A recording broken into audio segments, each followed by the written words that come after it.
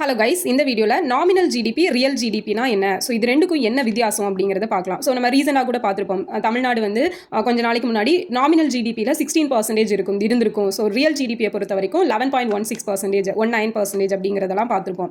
So இது பார்த்தீங்க அப்படின்னா அப்போ இது ரெண்டுக்கும் என்ன வித்தியாசம் அப்படிங்கிற டவுட் வந்து எல்லாருக்கும் இருக்கும். ஸோ நாமினல் ஜிடிபி அப்படின்னு எடுத்துட்டோம்னா, இப்போ நம்ம ஒரு கண்ட்ரி எக்ஸ் அப்படிங்கிற ஒரு கண்ட்ரி இருக்குது. அந்த கண்ட்ரியில் ப்ரொடியூஸ் பண்ணுற இந்த பொருட்கள் எல்லாம் உற்பத்தி பண்ணுறாங்க. ஃபார் எக்ஸாம்பிளுக்கு ஆட்டோமொபைல் பார்ட்ஸ் எல்லாம் உற்பத்தி பண்ணக்கூடிய ஒரு கண்ட்ரின்னு வச்சுப்போம்.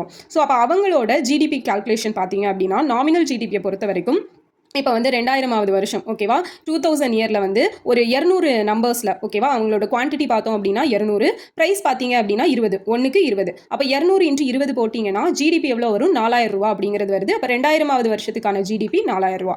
இதுவே 2004வது வருஷத்தில் பார்த்தீங்க அப்படின்னா குவான்டிட்டி அப்படிங்கிறது 210 ஆட்டோமொபைல் பார்ட்ஸ் உற்பத்தி பண்ணுறாங்க.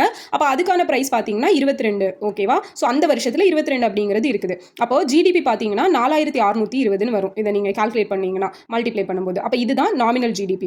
அப்போ அந்த வருஷத்துக்குள்ள வேல்யூவை அந்த வருஷத்துல மார்க்கெட்ல என்ன பிரைஸ் இருக்குதோ அது கூட நம்ம கால்குலேட் பண்ணும்போது கிடைக்கிறது தான் GDP, real nominal GDP.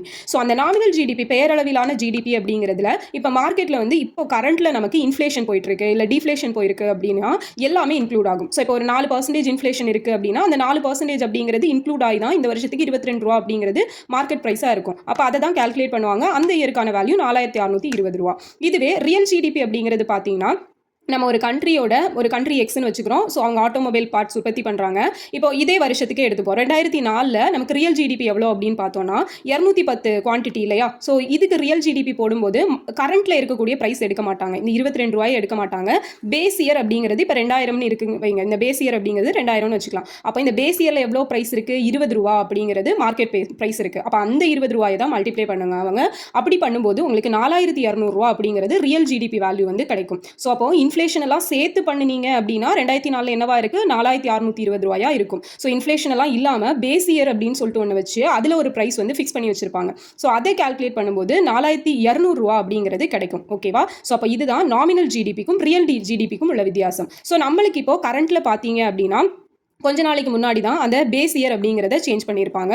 So இப்போ பேஸ் இயர் வந்து 2022 அப்படிங்கிறத வச்சிருக்காங்க ஓகேவா. ஸோ இதுக்கு முன்னாடி 2011 to 12 அப்படிங்கிறது பேஸ் இயராக இருந்துச்சு. இவ்வளோ வருஷம் 2025 வரைக்குமே அதான் இருந்துச்சு.